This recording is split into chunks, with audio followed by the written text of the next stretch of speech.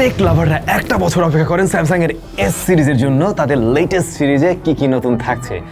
S26 series আসতে চলছে আর কয়েকদিনের মধ্যেই 2026-এ S26 সিরিজ স্যামসাং কিনে আসছে। বাট এই সিরিজ তো থাকবেই, কিন্তু আমার মতো অনেকে অপেক্ষা করছেন S26 আলট্রার জন্য।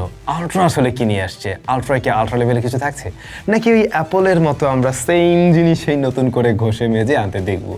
স্যামসাংও কিন্তু লাস্ট কয়েকটা জেনারেশনে মোস্টলি এই ধরনের কাজই করে আসছে, বাট এবারে কি পরিবর্তন থাকছে চলুন সেটা জানবো। S25 আলট্রার পাশাপাশি S26 আলট্রার নতুনত্ব কি রয়েছে। একদম লাস্ট মোমেন্টে চলে আসছে যেহেতু, মানে আর কয়েকদিন পরে ফোন লঞ্চ করবে। এই মুহূর্তে যে ধরনের লিক রুমারগুলো রয়েছে মোস্টলি এগুলো মিলে যাবে, এটা আপনি শিওর থাকতে পারেন।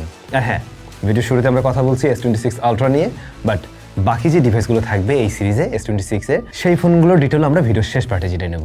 ফার্স্ট অফ অল থাকে ডিজাইনের নতুনত্ব কি রয়েছে। S26 সিরিজে এসে আমরা দেখছি যে এটা যেমন ক্যামেরার প্রত্যেকটা লেন্স আলাদা করা রয়েছে, ওইটা আবারও সেই একটা রাউন্ড রিংয়ের মধ্যে চলে আসছে এরকম বলতে পারেন আর কি। বাট এর বাইরে হালকা স্লিম করা হয়েছে, যেমন প্রিভিয়াস জেনারেশন S25 আলট্রা, এটা 8.2 মিলিমিটারের একটা ফোন, বাট নতুনটা শোনা যাচ্ছে 7.9 মিলিমিটার থিকনেস হতে যাচ্ছে। ওজনের দিক থেকেও একটু লাইট হয়েছে, যেমন নতুনটা হতে যাচ্ছে 214 গ্রাম, যেখানে S25 আলট্রার ওজন ছিল 218 গ্রাম, 4 গ্রাম ওজন কমছে। এছাড়া বডি ফ্রেমে টাইটানিয়াম রয়েছে আর কর্নিং গরিলা গ্লাস ভিক্টাস 2 এর প্রোটেকশন থাকছে, যেটা আমরা প্রিভিয়াস জেনারেশনেও পেয়েছি। এর বাইরে আইপি রেটিং, অন্যান্য বিষয়গুলো সেম। তাছাড়া ডিসপ্লের উপরে যে এন্টি রিফ্লেকটিভ কোটিং সেটাও কিন্তু সেম জেনারেশনের সেমই থাকছে। এখানে এখন পর্যন্ত যতটুকু জানি যে নতুনত্ব থাকছে না, মানে আগেরটার মতোই থাকবে। তারপর আসলে দেখা যাক যে নতুনত্ব কি থাকে সেখানে। এরপরে যদি আসি ডিসপ্লেতে, অলরেডি স্যামসাংয়ের ডিসপ্লে যথেষ্ট ভালো। এই ফোনেও আমরা সিমিলার ডিসপ্লে দেখতে পাবো। 6.9 ইঞ্চের ডাইনামিক অ্যামোলেড প্যানেল 2X, যেখানে HDR10+ সাপোর্ট থাকবে, 120 Hz high refresh rate and 26 units peak brightness, যেটা আমরা S25 আলট্রাতেও পেয়েছি। তো ডিসপ্লের জায়গাটা অলমোস্ট সেমই দেখবেন। কেউ বলছে চিন বেজেল আরও বেশ কিছুটা ন্যারো হবে, আমি জানি না আসলে সেটা সম্ভব কিনা, কারণ অলরেডি এটা অনেক ন্যারো। একটু হতে পারে হয়তোবা। তাহলে পারফরমেন্সের জায়গাটা কি? আচ্ছা, পারফরমেন্সে যাবোই, বাট S26 আলট্রা বা S26 সিরিজের ফোনগুলো বাংলাদেশে সবার আগে আপনারা পেয়ে যাবেন SMS গ্যাজেটে। এবং যারা এই সিরিজের জন্য ওয়েট করছেন ওদের সাথে আপনারা যোগাযোগ রাখতে পারেন। লঞ্চ করার পরে বা রিলিজ করার পরে অবশ্যই তাদের কাছে আপনারা পেয়ে যাবেন। ডেসক্রিপশনে তাদের ইনফরমেশন মেনশন করা আছে। অনলাইনে বিভিন্ন যে ছবি এসছে তাতে করে দেখা যায় ফোনগুলো এরকম কালার ভেরিয়েন্টে পাওয়া যাবে এবং দেখতে কিন্তু বেশ বোল্ড অ্যান্ড সুন্দর। ঠিক তেমনিভাবে আপনাকেও সুন্দর লাগতে পারে আমাদের টাইজোর প্রোডাক্টে। আর এই মুহূর্তে শীতের অফার চলছে নিউ ইয়ার উপলক্ষে। আপনারা 15% ডিসকাউন্ট পেয়ে যাবেন আমাদের প্রত্যেকটা প্রোডাক্টে, সেই সাথে হোম ডেলিভারিও ফ্রি। ডেসক্রিপশনে সমস্ত ইনফরমেশন মেনশন করা থাকলো। অলরাইট, এবারে আমাদের যাওয়া উচিত পারফরমেন্স সেকশনে। ধরেই নেওয়া হচ্ছে কোয়ালকম স্ন্যাপড্রাগন 8 Elite Gen 5 দিয়ে আসবে এই ডিভাইস। সেটাই স্বাভাবিক, সেটাই হওয়ার কথা। UFS 4.1 হলো গিয়ে storage type. Android 16 out of the box run করবে এবং 7টা মেজার আপডেট পাওয়া যাবে, অ্যান্ড্রয়েড আপডেট পাওয়া যাবে। অলরেডি এই SoC দিয়ে আমরা বিভিন্ন স্মার্টফোন ব্যবহার করছি এবং আপনারা নিশ্চয়ই জানেন এটাই হচ্ছে গিয়ে মানে লেটেস্ট অ্যান্ড্রয়েডের সবচেয়ে শক্তিশালী চিপ। সো ওটাই আপনার ফোনে থাকতে যাচ্ছে বা S26 আলট্রাতে থাকতে যাচ্ছে। ক্যামেরাতে এসে আমরা এখানে সেন্সরের কোনো তারতম্য লক্ষ্য করছি না। মেগাপিক্সেল ওয়াইজ তেমন কোনো তফাৎ দেখছি না। 200 মেগাপিক্সেলের মেইন শুটার রয়েছে আর 10 মেগাপিক্সেলের একটা টেলিফটো জুম লেন্স রয়েছে। এর পাশাপাশি 50 মেগাপিক্সেলের পেরিস্কোপ জুম লেন্স রয়েছে, যেটা 5x অপটিক্যাল জুম দেবে।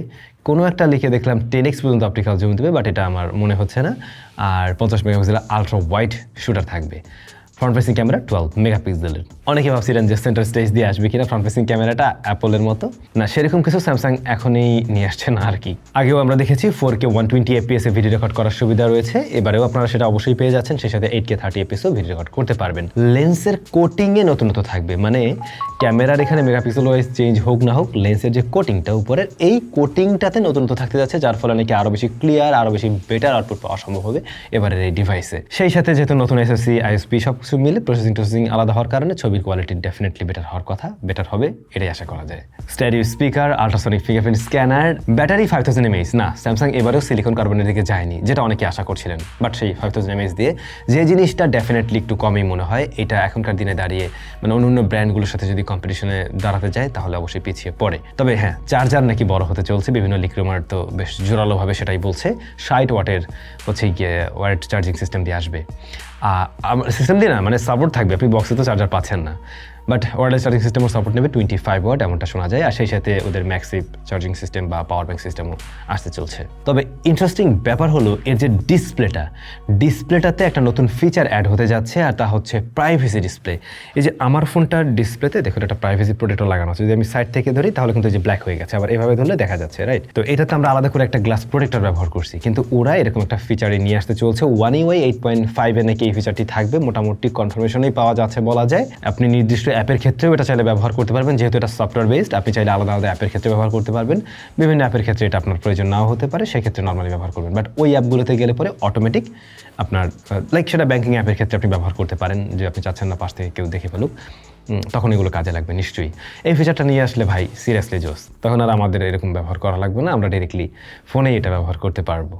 এটা একটা নতুন কিছু অবশ্যই বলা যেতে পারে। দামের ব্যাপারটা মানে এখনো ক্লিয়ার না, কোনো জায়গায় আমি $1300 মতো একটা মানে এক্সপেক্টেড এরকম একটা ব্যাপার স্যাপার দেখছি, হয়তো বা সেরকম কিছু হওয়ার পসিবিলিটি আছে আর কি। এই ছিল S26 Ultra। আরও বেশ কিছু ডিটেল তো আছে ছোট ছোট, যে বিষয়গুলো নর্মালি সব ফোনেই থাকে ওদের, আপনারা জানেন, সেগুলোর দিকে আমি না গেলাম। মোটামুটি বড় জায়গাগুলো এমনই ছিল। এর পাশাপাশি ওদের যে আরও ফোনগুলো রয়েছে S26 প্লাস, তারপর এই ডিভাইসগুলো কী কী থাকছে চলুন আমরা এক ঝলক একটু দেখি।